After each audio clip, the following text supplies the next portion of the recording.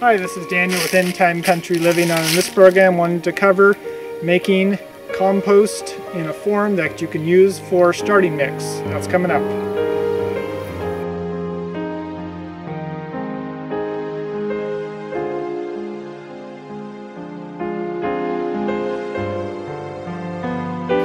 One of the things that has really made a difference in my gardening is starting my plants as starts in a greenhouse. And this has really allowed the plants to get a lot of vigor, to get a lot of size. It's reduced my pest problem early on in the spring, especially with slugs or other birds or other insects that are attacking plants when they're really young, pill bugs, and any number of other little creatures that find little shoots coming up out of the ground very delicious. And so one of the things that I need to do this with is some kind of good compost that allows me to start the seeds in.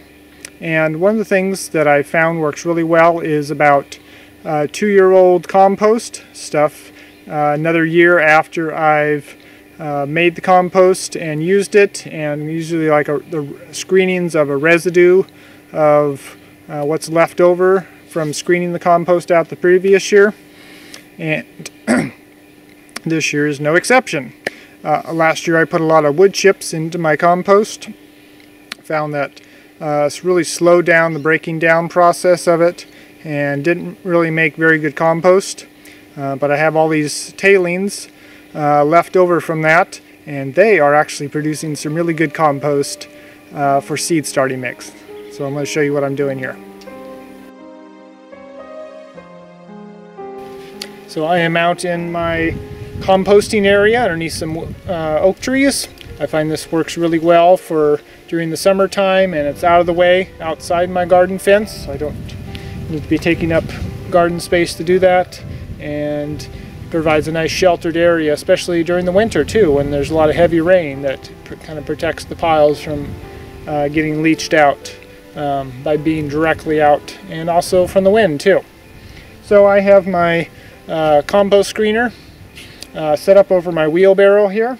I have my 1/4-inch screen set in my over the top of my 1/2-inch screen. This works really well for doing seed starting mix. And I have some tailings from last year's compost. You can see here that it's starting to nicely breaking down. There's a lot of little fines in here that I'm screening out. It's probably 70% of it is still large chunks of chips and things like that that I won't be using, but I'm just putting those on another pile, and they'll continue to break down. So it's important to do this type of screening when the material is very dry, and you can get all those fines out, otherwise they'll clump together or stick to the larger particles, and it'll be very hard to get off if it's damp from just a previous rain. So it hasn't rained for a week and a half or so now in October here, so it's a very dry time. It seems like, oh, winter, fall is here, and I shouldn't need to be watering things, but I know that even the hydrangeas are suffering because of the lack of water here. So I'm having to watch things and continue to water them even this time of year. But some of the modifications I've made to this that I wanted to show you guys real quick, I found really useful, is to put on some metal flashing on the edges here all the way along there. I had some plastic corner pieces put on here before, and they were starting to break down already, and it wasn't full length. It was just maybe 2/3 of the way up on the side here where I normally grab, but it's very nice to have it all the way now. And this was just some flashing that I had gotten as a edging piece to some sheet metal, and these are just some corner pieces that they had put on there to protect, just for transportation, to protect the metal corners and things like that. So this was kind of a leftover garbage piece that I saved in my pile of metal, and it's very good to try to keep a pile of metal that you can use for all kinds of purposes, just laying around in a nice pile somewhere. And so I was able to cut some nice corner pieces and screw those on, 3 screws there, and it's worked really well to protect it on both sides here. Now I can use this barehanded if I wanted to, without any fear of the edges of the screen cutting my hands or getting poked by it. Another modification I made is to put some corner brackets on the end here. So I priced out these things, and they're not cheap. They're like $3 or $4 per corner, so that adds up real quick. So this is some more of the metal here. This is good, some kind of galvanized steel. So I just cut some little brackets in here and screwed those on, and those have helped to shear up the corners a little bit. They were starting to come apart just a little bit, so this has really helped. So anyway, that's just a quick modification. So these runners are still holding up pretty good. This plastic, this ABS plastic, starting to wear down a little bit right here, so I may have to turn it. Well, I may get another year out of it before I have to rotate this again 90 degrees. But so this is only the second side on this pipe since I've built this, so it's held up very nicely. So here you can see the result of the screenings here. So this is a lot of worm castings and other broken down bits of wood and grass and other brush and things like that that have gotten into the compost pile. There's some bigger leaves and things like that that have gotten in here too. There's a few bigger chunks in here.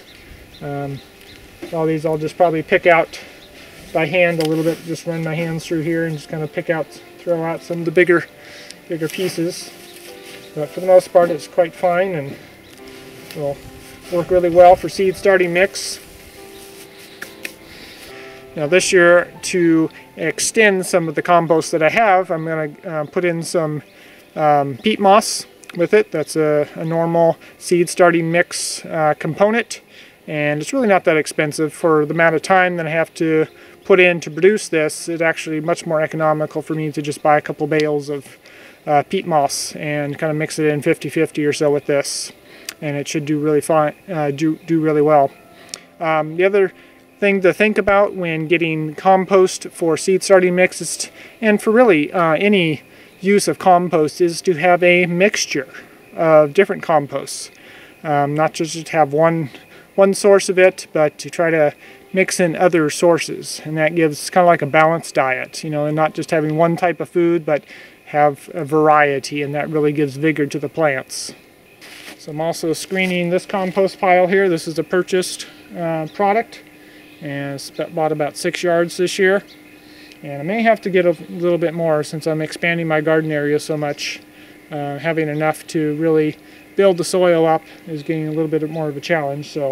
But for the amount of time that it takes me to screen the compost, my main pile, this is way easier and probably less expensive for my time just to get compost. But this is also, I don't feel it's as good a product as what I can produce. It's not well balanced.